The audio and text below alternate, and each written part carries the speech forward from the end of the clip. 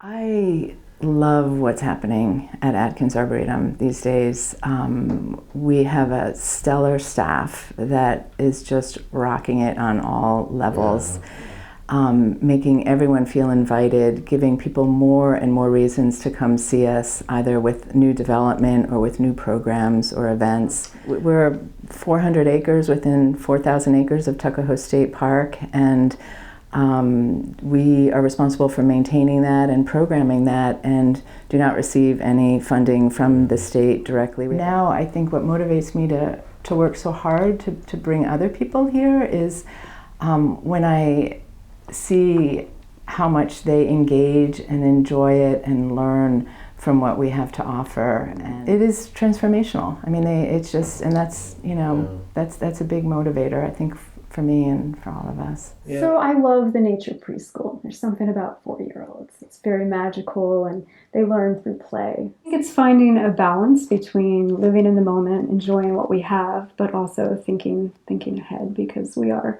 at a crisis point and we need to take some responsibility. So that's where I feel our youth programs are so important, because we're teaching our kids to value the environment so that when they're adults, they'll care enough to take care of it. Yeah. And I think with the technology right now, there is such a disconnect. So to me, one of the best things we do as educators out here is just giving those kids that hands-on interaction. It's really one of a kind.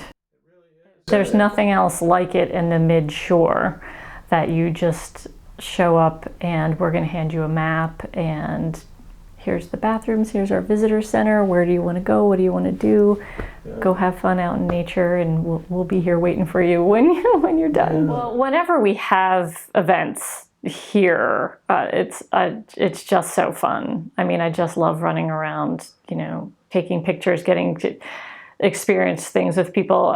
Since I do all the photography here, I always get released from having to stand behind the table or pour drinks or whatever. I can be out experiencing the event with our patrons and, taking pictures of kids smiling and families interacting and just being out in the woods, which in a way that, you suspect a lot of them aren't spending that outdoor time. Jenny Houghton, our assistant director and education program manager, approached me and said that our children's garden could use complete overhaul. I thought it was a great opportunity to try to apply some landscape design skills that I've gained through college over the years, and I have an interest and background in permaculture design as well.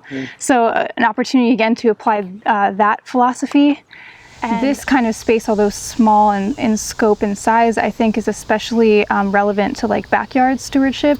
And for families that are coming, they can see their children interacting with these native plants and these cool play features as well, and think, oh, maybe I could, include that in my backyard. And I'm demonstrating these ecological design principles. So it's these ways of stewarding your backyard for the health of our whole environment, for the Chesapeake Bay. The whole process was gratifying, just working with the volunteers that I do. I think we have such a positive, good-humored, base of people, so it makes the work fun. And just knowing that I'm creating something beautiful and eco-functional at the same time. The fact that I got to see these sunflowers bloom, and I literally propagated them from the greenhouse back in February.